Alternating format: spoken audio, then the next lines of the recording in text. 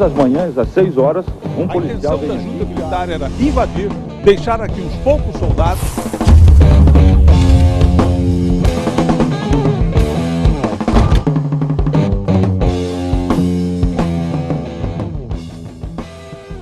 Boa noite. Este mês, a Guerra das Malvinas completa 30 anos. Um conflito que deixou marcas profundas. A Argentina e Inglaterra lutaram durante 74 dias pelo domínio das ilhas, hoje pertencentes aos ingleses. Daí o nome Falklands. Carlos Nascimento, Ronaldo Dias e Camila Amaral viajaram a este disputado território do Atlântico Sul para resgatar a memória desta batalha. E também para mostrar como os dois países tratam essa questão que vai muito além da diplomacia.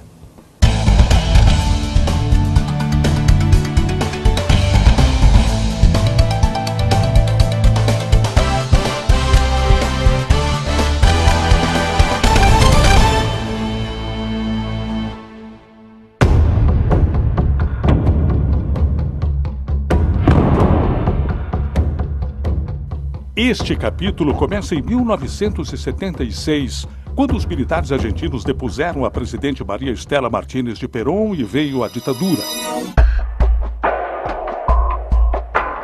A primeira junta foi liderada por Jorge Rafael Videla.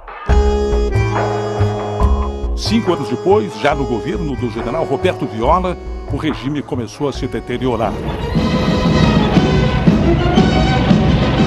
Tomou posse, então, a terceira junta militar, com o brigadeiro Lamidoso, o almirante Jorge Anaya e o presidente Leopoldo Galtieri, um general posudo que gostava de ser comparado ao americano George Patton e também de umas boas doses de uísque.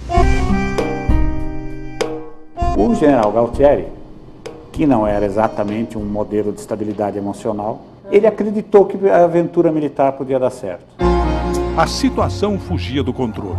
As centrais sindicais argentinas se manifestavam em todo o país e até na porta do Palácio do Governo. Compreenda que não é que não queremos pagar. Não se pode pagar porque não podemos. Com a economia destruída, acusado internacionalmente de assassinar pelo menos 20 mil pessoas na repressão ao terrorismo, o governo militar argentino estava por um fio e precisava criar um fato suficientemente forte para permanecer no poder. Foram examinadas as hipóteses de um conflito com o Brasil ou com o Chile, mas a opção foi a invasão destas ilhas, mais para inglês ver do que propriamente para combater. Durante a guerra, eu era correspondente em Madrid, fui a Gibraltar, uma possessão britânica colada ao território espanhol, onde a força-tarefa inglesa parou para reabastecer. Desde que a cerca foi fechada, nesses 13 anos, esse portão verde aqui, que é o espanhol, nunca mais foi aberto. Comandos argentinos pretendiam aproveitar a escala para explodir barcos ingleses, mas foram presos por autoridades espanholas no porto de Algeciras. Quando os argentinos desembarcaram nessa praia, que até hoje está cheia de minas, a ordem era não matar nem machucar ninguém, especialmente os moradores. O capitão Llanuso estava lá. Capitão, como foi o desembarque?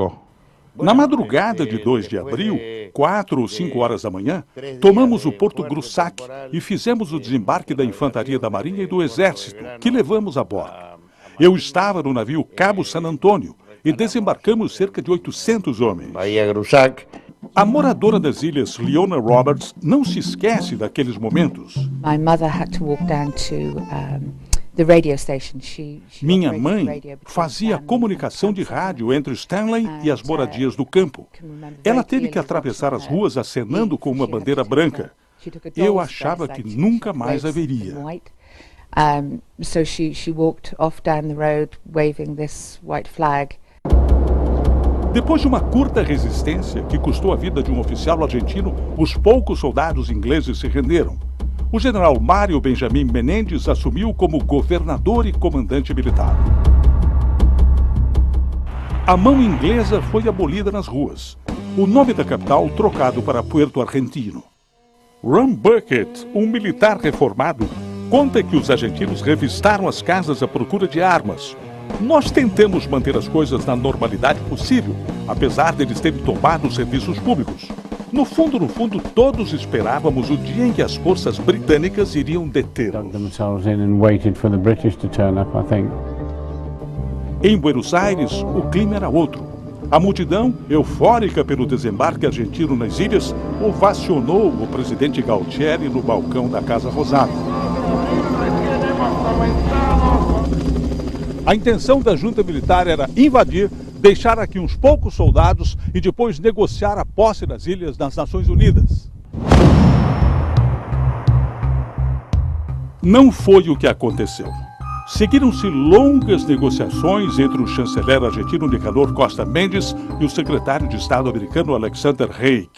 A primeira decepção foi quando o governo de Ronald Reagan deixou claro que estava do lado inglês. Em Londres, entrou em cena a mulher que passaria para a história como a Dama de Ferro e que este ano permitiu a Meryl Streep ganhar o Oscar de melhor atriz. Margaret Thatcher, que também enfrentava uma crise no governo, mostrou-se inflexível. Nesta cena do filme, ela rebate o argumento de Alexander Haig de que não valia a pena fazer uma guerra por ilhas distantes e habitadas por cidadãos política e economicamente insignificantes. Quando os japoneses invadiram Pearl Harbor, no Havaí, em 1941, vocês, americanos, deixaram para lá porque se tratava de uma ilha distante?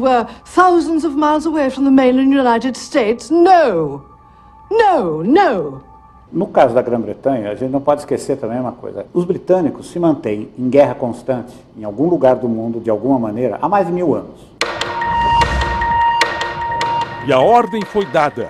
Uma força-tarefa com 100 navios, incluindo submarinos e mercantes, deveria reconquistar as ilhas do Atlântico Sul. Os novos donos das ilhas não tinham um plano eficiente de defesa porque não esperavam que a situação chegasse a este ponto. Os argentinos sentiram o gosto amargo da guerra quando o submarino britânico Conqueror afundou o cruzador General Belgrano. 323 marinheiros argentinos morreram. O ataque foi considerado um crime de guerra porque o navio estava fora da área de conflito. Em meio à emoção da volta dos sobreviventes, novas tropas embarcaram para defender as ilhas.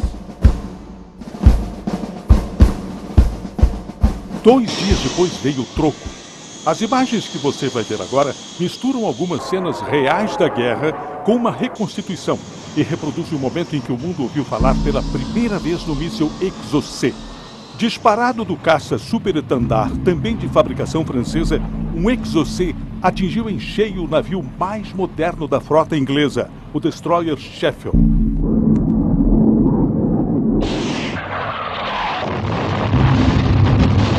A aviação argentina dava o primeiro recado de que seria dura na queda.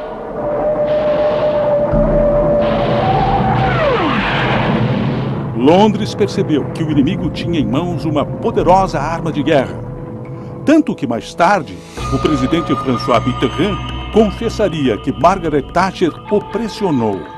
Ou os franceses revelavam o segredo de como desarmar os mísseis Exocet, ou ela atacaria Buenos Aires. No auge da guerra, Fidel Castro ofereceu tropas cubanas e o governo argentino chegou a analisar uma aproximação com a União Soviética, o que nos 2 casos não se concretizou. Quem mandou 2 aviões cheios de armamentos foi o ditador da Líbia, Muammar Gaddafi. O presidente Galtieri retribuiu com frutas frescas e cavalos de raça argentinos.